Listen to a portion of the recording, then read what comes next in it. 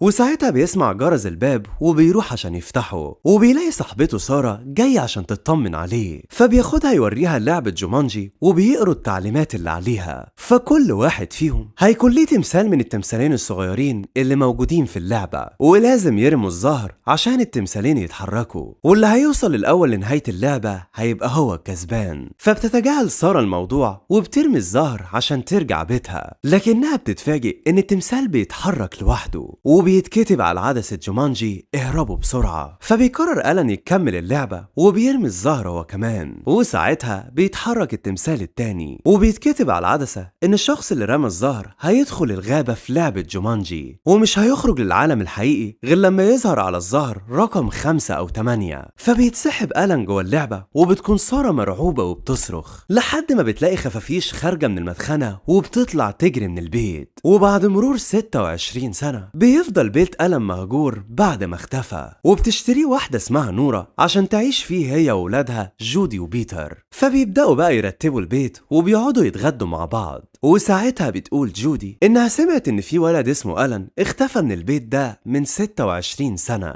وإنه أهله سابوا البيت عشان كانوا زعلانين عليه. فبتقول لها والدتها نورة إن القصة دي مش حقيقية، وبتسيبها جودي وبتطلع عشان تنام. وتاني يوم بتخرج نورة من البيت وبيجهز الأطفال نفسهم عشان يروحوا المدرسة، بس فجأة بيسمعوا صوت طبول جاي من المخزن، وبيجروا ورا مصدر الصوت لحد ما بيلاقوا لعبة جومانجي وبيقرروا يلعبوها. بس بيلاحظ بيتر إن في تمثالين في اللعبة مش راضيين يتشالوا، فبيطلع تمثالين تانيين ليه هو واخته عشان يبدأوا اللعبة. وساعتها بترمي جود الزهر وبتلاقي مكتوب على عدسة جومانجي احترس من الدبابير. وفجأة كده بيظهر لهم دبابير كتير في الهواء، وبتحاول جودي إنها تتخلص منهم، فبتقول لبيتر ما يرميش الزهر، لكنه للأسف بيكون رماه، وبيتكتب له إن الهروب من القرود مش سهل. وساعتها بيسمع صوت في المطبخ وبيلاقي قرود كتير جدا مبهدلين المكان وبيخرجوا للشارع، فبيفهموا إن أي حاجة بتتكتب في لعبة جومانجي بتحصل في الحقيقة. ولما بيرجعوا للمخزن بيقروا التعليمات اللي عليها، وبيعرفوا إنهم لو أنهوا اللعبة كل الحيوانات اللي ظهرت هتختفي، فبيضطروا إنهم يكملوا اللعبة. وبيرمي بيتر الزهر وبيظهر له رقم 5، وبيلاقي مكتوب على عدسة جومانجي إن في حيوان ليه مخالب هيظهر دلوقتي، والأفضل ليه إنه يهرب فورا. وفجأة بيظهر لهم أسد ضخم وبيجري وراهم، ولما بيحاصرهم بيظهر شخص غريب بينقذهم من الأسد وبيحبسه في الأوضة. فبيتفاجئوا إن الشخص ده يبقى ألان، وإنه كان محبوس في لعبة جومانجي لمدة 26 سنة، وخرج من اللعبة بسبب إن بيتر جاب رقم 5 على الظهر. وقتها بيتصدم ألان لما بيعرف من جودي إن عيلته سابوا البيت من زمان، وكمان ماتوا من شدة حزنهم عليه. فبيخرج للشارع وبتيجي في طريقه عربية شرطة وبتكون على وشك إنها تخبطه، ولكن الضابط بيوقف العربية في آخر لحظة، وبيكون عاوز يقبض على ألان بسبب لبسه. فبتكذب عليه جودي وبتقوله إن ده يبقى عمها، وإنه لسه جاي من غابات في أندونيسيا. وساعتها بيشوف ألان اسم الضابط على الشارة بتاعته، وبيتفاجئ إن ده يبقى صاحبه كارل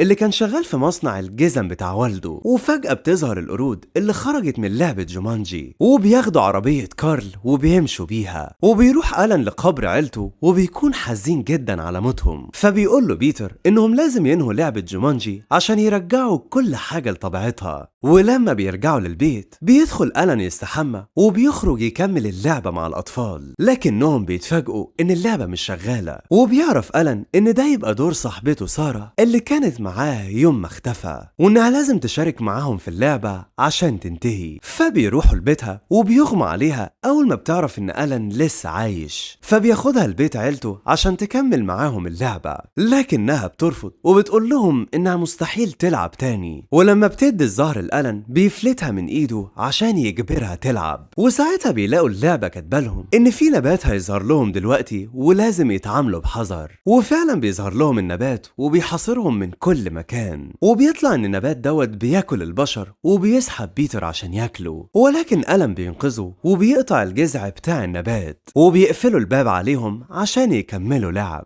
واول ما بيلعب ألان دوره بيلاقي ان اللعبة كاتباله في صياد من جومانجي جاي يقتله، وفجأة بيظهر الصياد وبيضرب عليه نار، فبيهرب ألان وبيطلع يجري في الشارع، وساعتها بيكون الضابط كارل عند البيت وبيفضل الصياد يضرب عليه نار. وبعد شوية بيرجع ألان للبيت مرة تانية وبيجي الدور على جودي وبترمي الزهر، وبتلاقي ان اللعبة كاتبالها انهم لازم يجروا فورا، وقبل ما يتحركوا من مكانهم بيلاقوا البيت كله بيتهز وبيخرج قطيع حيوانات من الحيطة وبيطلعوا يجروا، وساعتها بيجي طائر وبيسرق منهم لعبة جومانجي وبيطير، فبيجري ألان وراه لحد ما بيوصله وبيلاقيه رمى اللعبة في النهر، فبيلحقها بيتر في آخر لحظة قبل ما تقع على الشلال، وبعدها بيمشوا كلهم عشان يرجعوا للبيت، وفي طريقهم بيجي الضابط كارل وبيقبض على ألان لأنه شاكك كده إن هو السبب في الحاجات الغريبة اللي عمالة تحصل. فبيلاحظ ألان إن في طلقة ضربت ناحيته، وبيعرف إن الصياد قريب جدا منهم، فبيضطر إنه يروح مع كارل وبيقول لسارة إنه هيرجع لهم مرة تانية عشان يخلصوا اللعبة. فبتيجي فكرة لبيتر إنه يغش في اللعبة وبيحدد رقم 6 على الظهر عشان يخلص اللعبة بسرعة، لكنه بيتفاجئ إن اللعبة ما اشتغلتش وبتكتب لهم إنه تم خرق القوانين والشخص الغشاش هيتعاقب دلوقتي. وفعلا بيتعاقب بيتر وبيطلع له شعر في ايده وبيتحول لقرد، فبتاخده سارة هي وجودي وبيرجعوا للمدينة، وهناك بيلاقوا الناس بتجري في الشارع بسبب الحيوانات اللي خرجت من لعبة جومانجي. وفجأة بيجي الصياد وبياخد منهم لعبة جومانجي وبيدخل للسوبر ماركت، فبيروح وراه وبيعضوا بيتر في رجليه لحد ما بياخدوا منه اللعبة. وفي نفس الوقت بيتكلم ألان مع كارل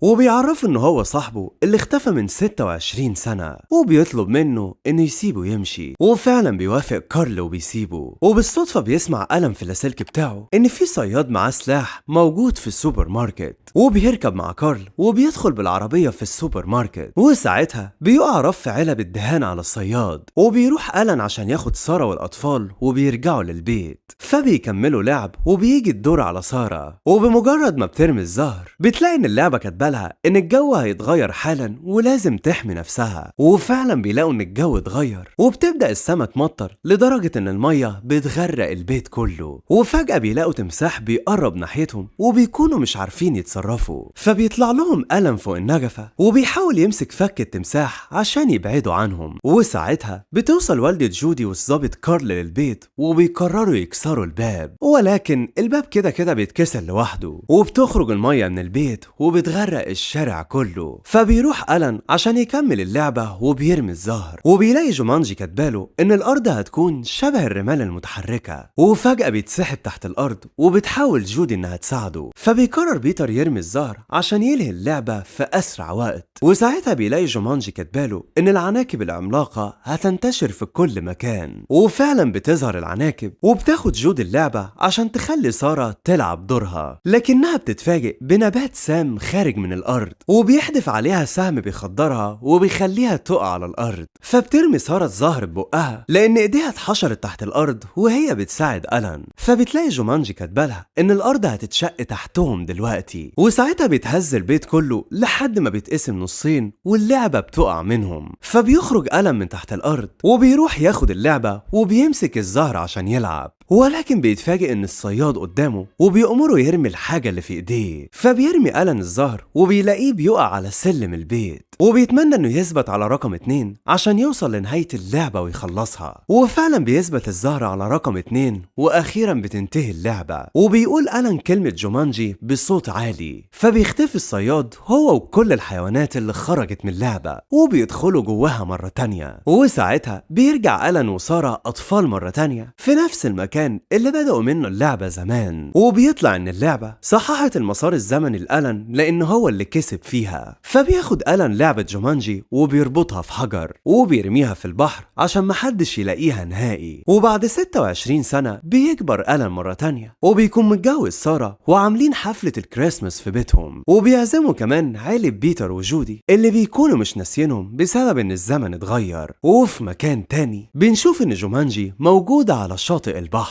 وبيبان كده ان اللعبة لسه ما خلصتش وبيخلص الفيلم. يا ريت بقى لو عجبك تقدر مجهودنا وتعمل لايك للفيديو وسبسكرايب للتشانل، وما تنساش تتابعنا كمان على فيسبوك وانستجرام وتيك توك، واشوفكم بقى على خير في فيلم تاني. مع السلامة.